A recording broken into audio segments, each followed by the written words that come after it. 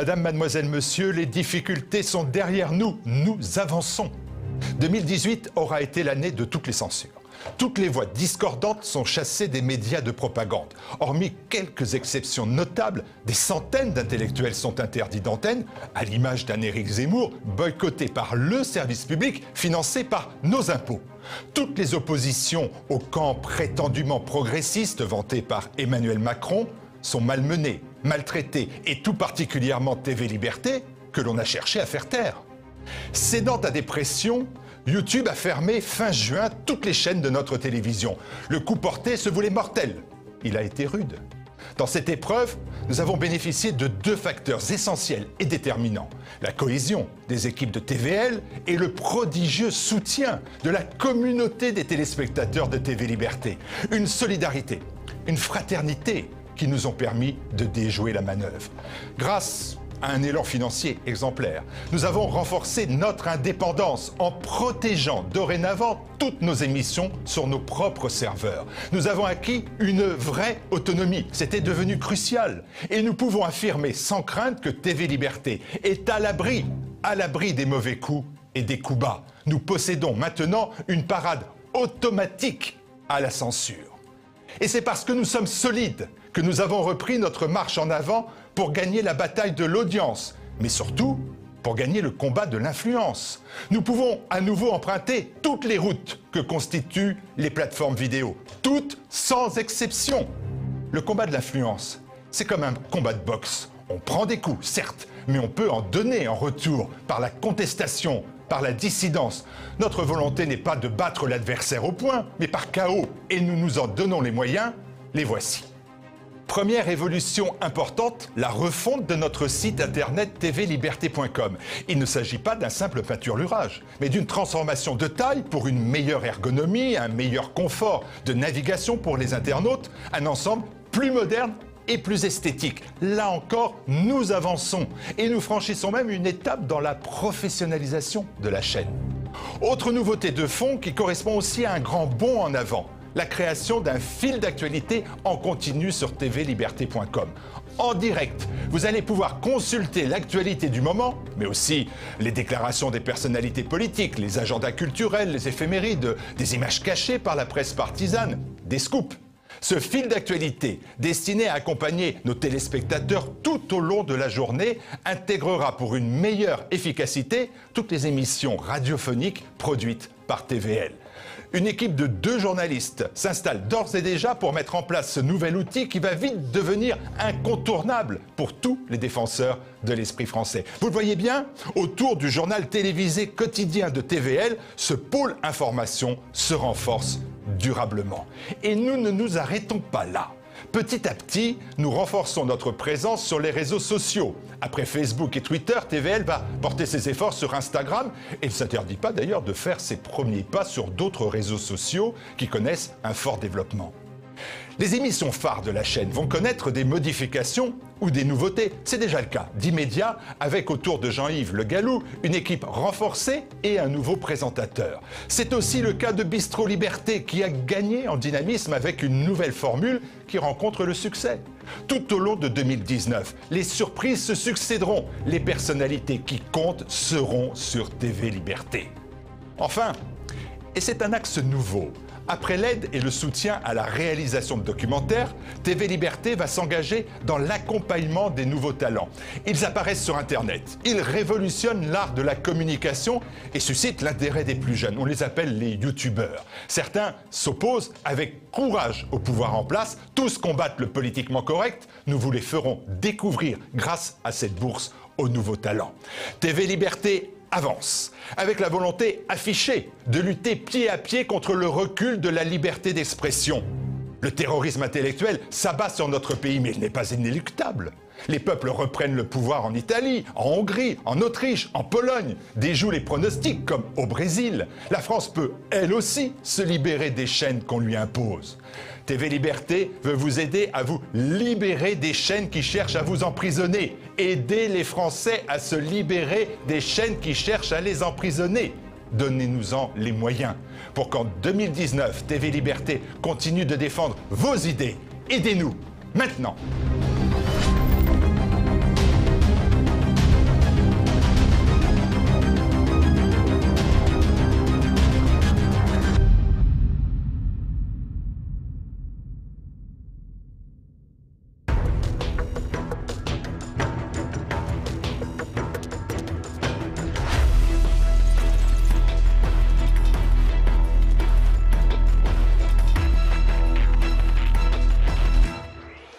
Rendez-vous décisif samedi pour les Gilets jaunes. Le mouvement spontané de ras-le-bol fiscal a prévu une grande manifestation à Paris et plusieurs partout en France. La tension avec les pouvoirs publics pourrait atteindre son paroxysme. À 3 jours d'un sommet européen extraordinaire, le Premier ministre britannique Theresa May a entamé son sprint pour finaliser le Brexit. Plusieurs points d'achoppement persistent, notamment au sujet de Gibraltar.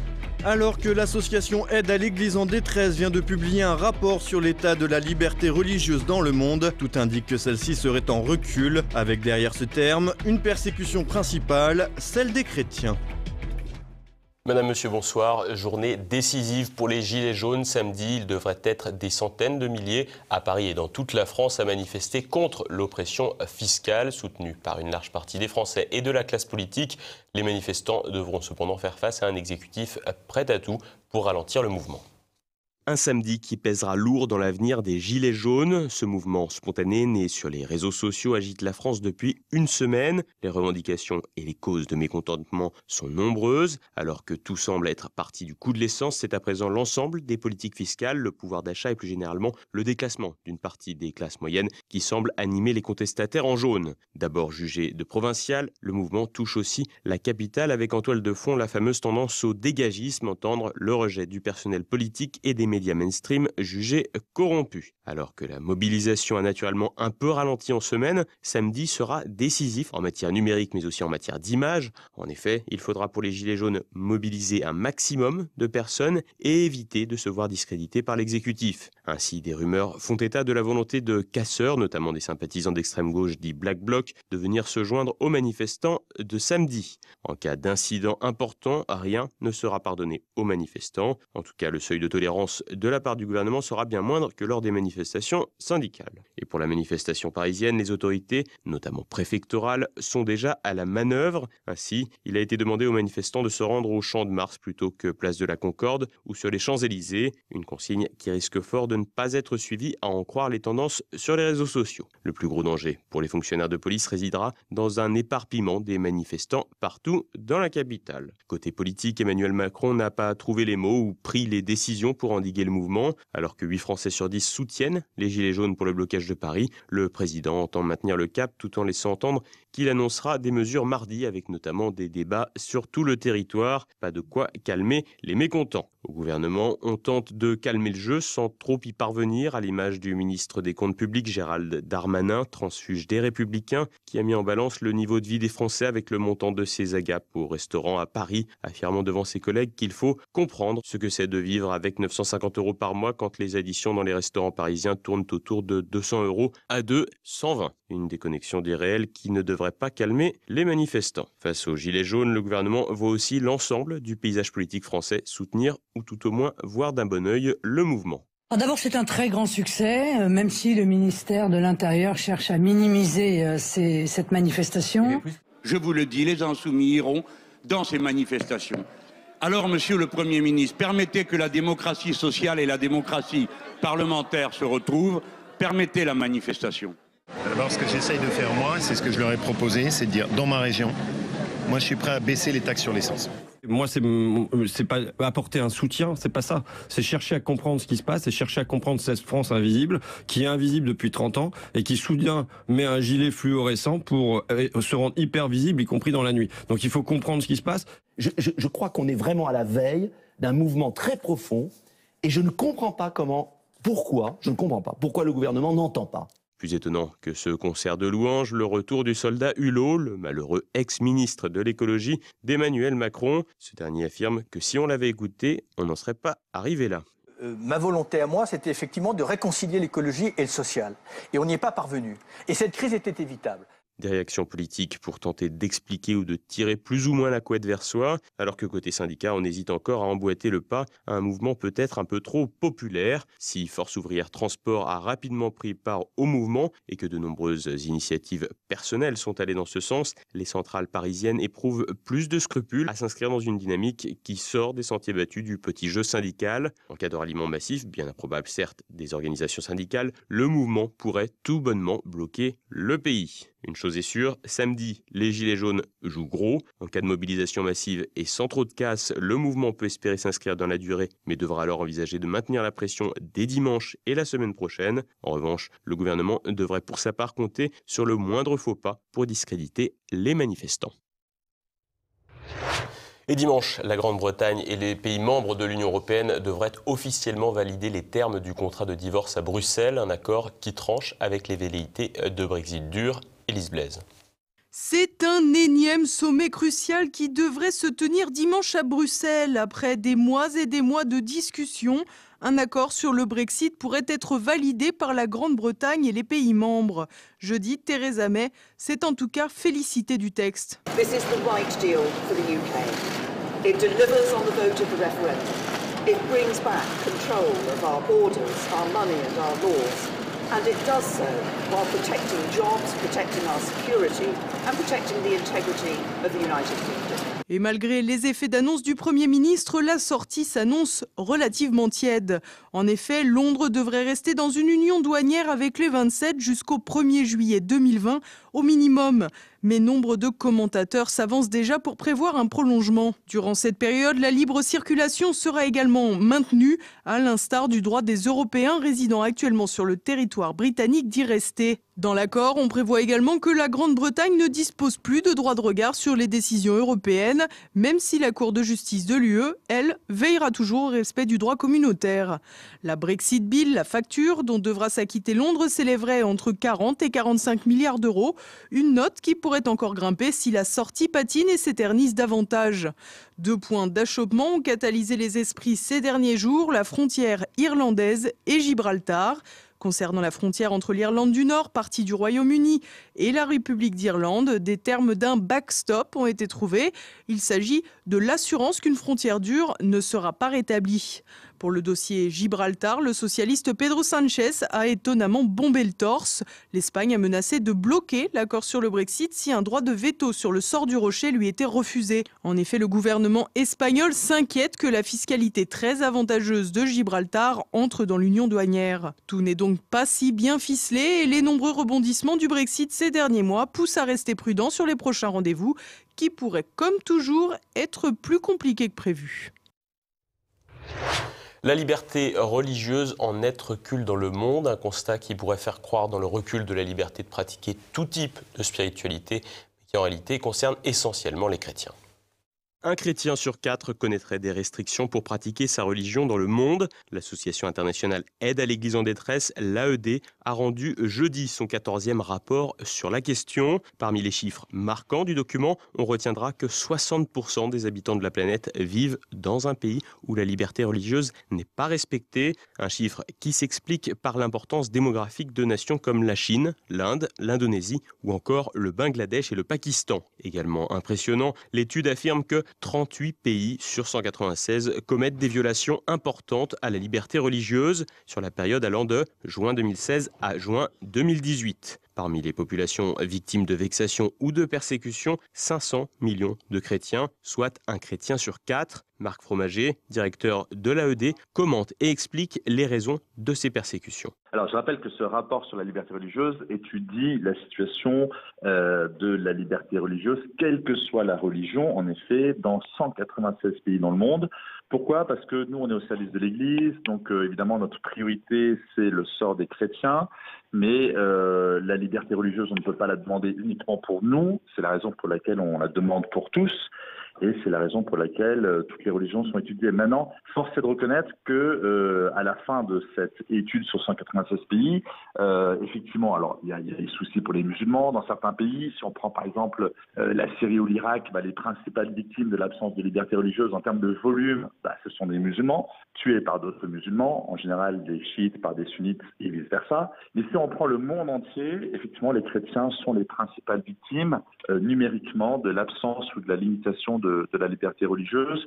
L'explication, il y en a plusieurs, sans doute. La première, c'est que c'est le groupe religieux le plus important, plus de 2 milliards d'êtres humains qui sont chrétiens. Ensuite, c'est une religion non violente, donc c'est quand même assez commode de s'en prendre à elle. On ne risque pas de représailles ou de violences excessives en retour. Donc, on s'en aperçoit dans certains pays, les chrétiens servent de bouc émissaire à certaines tensions politiques qui peuvent exister sur place. Enfin, il y a de plus en plus de chrétiens dans le monde, donc il y a une attraction du christianisme, et ça c'est un peu surprenant à dire en France ou en Occident de manière générale. Des persécutions qui existent depuis longtemps, mais qui ont, semble-t-il, été ravivées par le développement d'un islam sunnite radical, notamment à la faveur des financements généreux de donateurs étatiques comme l'Arabie Saoudite. Jeudi, pour marquer la publication de ce rapport, l'AED est à l'origine de l'illumination de 4 monuments religieux à Paris, à savoir le Sacré-Cœur de Montmartre, la cathédrale orthodoxe du Quai Branly, la Grande Mosquée de Paris ou encore la synagogue de la rue de la Victoire, une initiative qui avait déjà eu lieu à Venise et qui, pour la capitale française, avait reçu le soutien du député LREM du Morbihan, Gwendal Rouillard, coprésident du groupe d'études pour les chrétiens d'Orient à l'Assemblée nationale. Des bâtiments pas seulement chrétiens donc, ce qui peut paraître paradoxal quand on sait les vexations dont sont victimes les chrétiens en Israël et les persécutions dont ils font l'objet dans certains pays musulmans. Marc Fromager nous explique la démarche d'une telle opération. Bien entendu, d'autant plus que si, là on vient de parler des musulmans, dans l'islam, la liberté religieuse n'existe pas. Donc on pourrait évidemment critiquer cette opération en disant c'est absurde. Sauf que en fait on a 2 options. Soit on laisse chacun dans son coin et on continue à être dans une amertume face à la complexité du monde et à une situation parfaitement insatisfaisante, notamment pour les chrétiens dans les pays à majorité musulmane. Soit on essaie de faire quelque chose. C'était l'objectif de cette journée à l'occasion de l'apparition du rapport sur la liberté religieuse. Qu'on ait eu l'autorisation et l'accord de chacun de ces cultes avec la grande synagogue de Paris, la grande mosquée de Paris, même la cathédrale orthodoxe russe qui se sont jointes à la basilique du Sacré-Cœur à Montmartre. Nous, on a trouvé que c'était plutôt une bonne chose. Bien sûr, c'est un petit peu symbolique. Ça ne veut pas dire que la liberté religieuse est reconnue par tous ces gens, mais au moins c'est un premier pas. Et l'idée même du rapport, c'est de faire petit à petit progresser la situation de la liberté religieuse et de pas simplement se contenter d'un constat de limitation assez importante et voire même de dégradation de la liberté religieuse dans un certain nombre de pays dans le monde. Donald Trump gonfle un peu plus les muscles alors que les milliers de clandestins s'entassent à la frontière mexicaine. Le président américain a autorisé ses soldats à utiliser la force létale si la situation devait dégénérer. Une menace qui a fait grimper la tension d'un cran. Thibaut Bastide. Cela fait maintenant plus d'1 mois que Donald Trump a les yeux rivés au sud. Depuis le 13 octobre dernier, le président américain suit avec attention l'avancée de la caravane migratoire en provenance du Honduras et du Guatemala. Une caravane migratoire qui n'a qu'un seul but en tête, gagner les États-Unis par tous les moyens. Mi-octobre, alors en pleine campagne pour les élections de mi-mandat, le locataire de la Maison-Blanche avait déjà haussé le ton en menaçant de fermer la frontière pour empêcher les milliers de clandestins d'entrer dans son pays si son voisin mexicain n'était pas capable de stopper ce qu'il qualifie d'invasion. 1 mois plus tard, force est de constater que la caravane a poursuivi son chemin puisque 4500 Centra-Américains s'entassent à Tijuana, à quelques mètres à peine du fameux mur qui sépare les États-Unis du Mexique. Face à cette situation devenue hors de contrôle, Donald Trump a pris un décret pour rejeter automatiquement les demandes d'asile déposées par des migrants ayant traversé illégalement la frontière. Une mesure finalement bloquée par la justice le 20 novembre dans une décision vivement critiquée par le locataire de la Maison-Blanche. Cependant, 3 jours après ce désaveu, le président américain ne décolère pas et a une fois de plus menacé de fermer toute la frontière, y compris aux échanges commerciaux. Une menace accompagnée d'un rappel, 9000 militaires américains ont été déployés avec une consigne précise, utiliser la force létale si la situation devait dégénérer. Alors que la tension était déjà palpable, voilà donc qu'elle a encore grimpé d'un cran. En effet, jeudi, plusieurs centaines de migrants de la caravane venue d'Amérique centrale ont manifesté près de la frontière, bien décidés à pouvoir déposer une demande d'asile, quand dans le même temps, des centaines de soldats et policiers s'entraînaient à repousser une éventuelle intrusion. Face à la fermeté du président président américain, les clandestins n'entendent pas pour autant abdiquer et réfléchissent même à s'exporter hors des frontières états-uniennes. Los países nórdicos son países que han sido muy abiertos a la migración, que necesitan la mano de obra, que estas personas son jóvenes, fuertes, que con gusto tomarían una visa a esos países, por ejemplo, también a Alemania, a Francia, a lugares, a España, que veamos más allá de solo los Estados Unidos. Ainsi, difficile de dire jusqu'à quand la défense de Donald Trump peut tenir, alors que le déploiement des militaires doit prendre fin le 15 décembre prochain. À long terme, une fermeture totale des échanges, notamment commerciaux, avec le voisin, semble bien peu probable. L'actualité en bref, encore, avec Thibaut Bastide.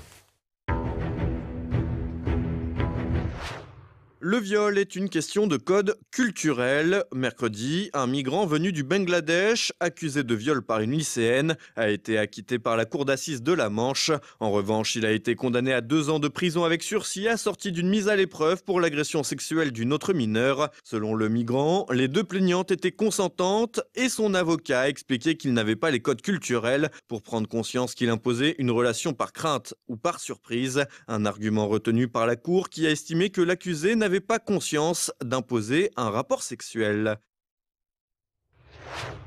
Carlos Ghosn révoqué par le conseil d'administration de Nissan, mais pas de Renault. L'alliance franco-japonaise bat de l'aile alors que son emblématique patron se trouve toujours en garde à vue dans l'archipel. Une situation délicate pour l'industrie automobile des 2 pays et face à laquelle les ministres de l'économie japonais et français ont affirmé vouloir maintenir l'alliance. Le groupe Renault a de son côté nommé Thierry Bolloré comme directeur général délégué par intérim et ce dernier s'est exprimé publiquement pour rassurer salariés et actionnaires. Depuis l'arrestation de Carlos Ghosn, de nombreuses accusations financières sont portées contre ce dernier, allant de la sous-estimation de sa fortune à des faits de corruption et de népotisme. Décrit il y a encore quelques mois comme le sauveur de Nissan et Renault, le patron de la marque aux losanges voit son monde s'effondrer et ses ennemis en profiter dans ce qui ressemble bien à un grand défoulement. Les élections à la SNCF maintiennent les syndicats de contestation en tête dans l'entreprise. Alors que la poussée de la CFDT faisait craindre un retournement des forces, la CGT a maintenu son score à hauteur de 34%, tout comme Sud et ses 17%. La CFDT demeure à 14% et l'UNSA progresse de 3 points pour atteindre les 24%. Avec des scores très proches de ceux du scrutin de 2015, ces élections professionnelles ont connu une petite baisse du taux de participation, passant de 68,5% à 66,7%. Fait marquant, les cadres se sont mobilisés à 75% contre 60% côté ouvrier. Des subventions publiques pour un pèlerinage à la Mecque. Le député de la Ligue du Midi, Marie-France Laureau, a interrogé le ministre de l'Intérieur, Christophe Castaner, via un courrier sur une étrange subvention du département de Mayotte. Les deniers publics y sont en effet dépensés à hauteur de 70 000 € à destination de 4 associations dont l'objectif est d'organiser des pèlerinages à la Mecque. Pour justifier cet obol, le département affirme que celle-ci s'expliquait par une nécessité de la population mahoraise d'être encadrée pour les départs de ses ressortissants en direction de l'Arabie Saoudite. Le bras de fer se poursuit entre Bruxelles et Rome. Samedi, le président du Conseil italien Giuseppe Conte rencontrera le président de la Commission Jean-Claude Juncker pour défendre le budget de l'Italie. Un budget pour lequel la Commission avait ouvert mercredi une procédure de sanction pour non-respect des critères européens en matière de réduction de la dette publique. Les différentes personnalités du gouvernement italien font bloc derrière leur budget et affirment vouloir essayer autre chose que les politiques d'austérité qui n'ont pas fait leurs preuves. Le vice-président du Conseil et chef de file du mouvement 5 étoiles, Luigi Di Maio, a affirmé refuser toute modification du budget mais se dit ouvert au dialogue. Son homologue de la Ligue, Matteo Salvini, a pour sa part fustigé le commissaire européen Pierre Moscovici qui avait déclaré qu'un accord avec l'Italie ne peut qu'être le fruit d'une négociation de marchand de tapis. Heureux événement dans le métro parisien. Non, la rame n'était pas à l'heure, mais un bébé a vu le jour sur la ligne 6 mercredi soir. Présent dans la rame, un médecin a aidé la future maman à accoucher. La mère et son fils, un petit Ousmane, ont ensuite été transportés à l'hôpital Cochin. Pour fêter la bonne nouvelle, la RATP a annoncé que le petit garçon se voyait offrir un pass gratuit jusqu'à ses 25 ans. Voilà une bonne méthode pour combattre la fraude. Les dinosaures n'ont pas fini de nous étonner. En Corée du Sud, des chercheurs ont découvert les plus petites traces de dinosaures jamais observées. Ces empreintes mesurent seulement 1 cm et appartiendraient à un rapace qui aurait eu la taille d'un moineau et qui aurait pu tenir dans la paume d'une main humaine. Cependant, le mystère reste entier puisque les scientifiques ne savent pas à quelle espèce ce bébé appartenait exactement. Sacré dinosaure.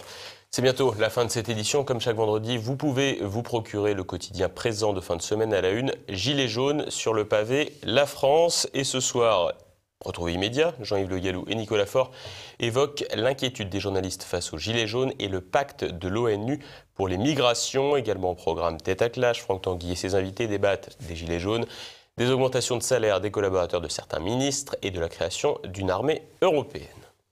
Pétain qui a instauré l'ordre des médecins pour dénoncer les médecins juifs et les mettre à l'index. Pétain qui a envoyé la police arrêter les juifs. Donc vous pensez que Pétain est un ignoble personnage et qu'il n'aurait pas dû être célébré en 14-18 ? Non. On devait le célébrer en 18 et on devait le fusiller en 45. Samedi, dès midi, retrouvez un nouveau numéro du Samedi Politique. Cette semaine, Élise Blaise reçoit le député européen d'Europe Écologie Les Verts, Michel Rivasi, pour s'intéresser à la révolte des Gilets jaunes ou quand l'écologie matraque systématiquement les plus faibles. Macron, démission! Macron, démission! Je n'ai pas réussi à réconcilier le peuple français avec ses dirigeants. Je galère tous les mois, je peux même pas changer ma chaudière! Merde alors! Et aujourd'hui, on voit qu'on a une radicalisation avec des revendications qui ne sont plus cohérentes et qui vont dans tous les sens. Tous ces gens qui sont en zone rurale, où les services publics n'existent plus, c'est un peu ce que vous avez dit, c'est un peu la goutte d'eau qui a fait déborder le vase. Le gouvernement est aujourd'hui, en effet, confronté là-dessus à des protestations et c'est dans le dialogue qu'on peut en sortir. J'avais envie de dire au gouvernement, mais quel exemple vous donnez ? Comment se fait-il que M. Macron, lorsqu'il est allé à Bruxelles il y a quelques jours, il prend un avion privé? Il ne peut pas prendre le Thalys? Dimanche, Guillaume de Thieulois vous donne rendez-vous dans un Terre de Mission consacré à un converti au christianisme. Et tout de suite, une nouvelle chronique de la France de Campagnol avec Christian Combaz. C'est maintenant la fin de cette édition. Merci de votre fidélité. Bonne fin de semaine à tous. À lundi. Bonsoir.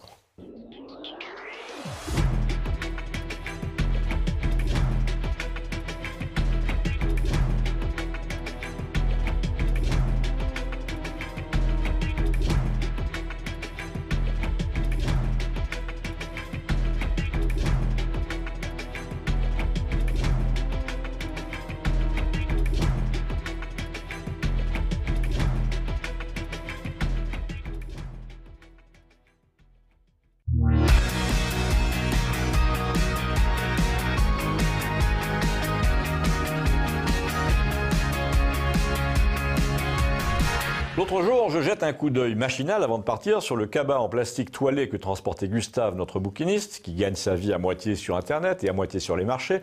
Et j'y vois une série de gros livres au titre anglais, vous savez, ces gros lettrages dorés du genre John Grisham, Patricia Cornwell, Harlan Coben. Il me dit, mais m'en parle pas, vu le nombre d'anglais qu'il y a dans la région, je commence à avoir de plus en plus de liquidations qui comportent des caisses de ce genre, des trucs au début, je me suis dit je vais les mettre à la poubelle, mais j'ai fait un étal il y a 2 ans au marché d'Albi et bizarrement c'est parti assez vite parce que c'est bourré d'anglais ici. Et puis de temps en temps je fais un lot sur eBay ou Le Bon Coin et là j'ai la surprise de voir un retraité anglais toujours de Bergerac ou d'ailleurs qui me prend le tout. Mais c'est pas ça qui me gêne, me dit-il. Quoi ça ? Le fait que ce soit anglais ou non, je m'en fous, il y a des livres anglais qui me plaisent, même Harry Potter, ça m'amuse. Je lui dis, mais tu lis l'anglais ? Là, il s'est presque troublé, il m'a dit, je parle aucune langue sauf l'italien, puisque je suis italien, mais j'en lis facilement 2 ou 3 l'anglais, l'espagnol, un peu l'allemand. L'allemand aussi ? Bah oui. En fait, je suis timide, il me dit, je ne saurais pas parler, je ne saurais pas reproduire ce que je lis, mais passivement, en lecture, ça va. Ce Gustave m'étonnera décidément toujours, mais il m'a étonné plus encore quand il m'a dit « Non, ce qui me gêne là-dedans, c'est le genre de littérature que c'est », en désignant son sac. Dans quelle langue lui ai-je demandé pour le coup ? Dans toutes les langues, mais surtout l'anglais. Il m'a un peu agressé, il m'a dit « T'as la mémoire courte, toi, t'as traduit des tas de livres anglais, tu me l'as dit. Et tu sais très bien que c'est une littérature qui envahit toutes les autres à cause du commerce. On traduit à tour de bras les pires choses. » C'est vrai, je lui ai dit, mais pour ma défense, c'est pour ça que ma retraite est décente. Plutôt que d'écrire des bêtises pour vivre, j'ai préféré en traduire. Et j'ai ajouté, en plus, sous le nom de ma mère, et j'ai ajouté encore, ça tombe bien, le marché des bêtises étant assez prospère, j'ai eu de quoi vivre même pendant les mauvaises années. Oui, mais ce que tu n'as pas vu, c'est que tu as contribué à répandre cette littérature qui n'en est pas une, qui est la peste de l'esprit. Je ne parle même pas des romans policiers eux-mêmes, je parle de leurs successeurs que les éditeurs appellent les thrillers. Toi, tu ne vois pas monter cette marée parce que tu es là avec ta paire de bottes sur un rocher, mais moi, je suis sur la plage depuis des années et ça monte, crois-moi. Ça monte, la cruauté dans les livres américains est déjà invraisemblable. Elle l'était déjà il y a 20 ans, mais là, c'est devenu absolument n'importe quoi. L'autre jour, je regardais sur Amazon les catalogues de thrillers, au mot death, au mot blood, au mot hell. Tu avais des pages entières en rouge, en noir, avec des têtes de mort, des tombeaux partout. Et là, si tu regardes dans mon cabas, il n'y a plus que ça. Déjà, si tu veux le fond de ma pensée, notre civilisation latine est devenue complètement malade depuis que ces anglo-saxons nous ont fourgué les romans policiers. Ça fait seulement un siècle. Avant, on racontait des choses normales. Parfois, il y avait des crimes, mais on n'enquêtait pas dessus, on n'en faisait pas un problème d'échec. Mais à partir de Gaston Leroux, Agatha Christie, tout ça, les victimes n'ont plus tellement d'importance. C'est l'enquêteur qui compte. En tout cas, il compte de plus en plus. Et les victimes, elles, comptent de moins en moins. Et puis, depuis la guerre, dans les années 80, surtout, la victime est devenue carrément de la viande. Ce qui est devenu important, c'est non seulement l'enquêteur, mais l'assassin. À ça, tout le monde se penche sur la psychologie de l'assassin. Le vrai héros, c'est lui, et comme il faut vendre, et que pour vendre, il faut retenir l'attention, il faut secouer les lecteurs, c'est simple, il faut inventer des assassins qui vont de plus en plus loin dans la cruauté. On invente des tortures invraisemblables.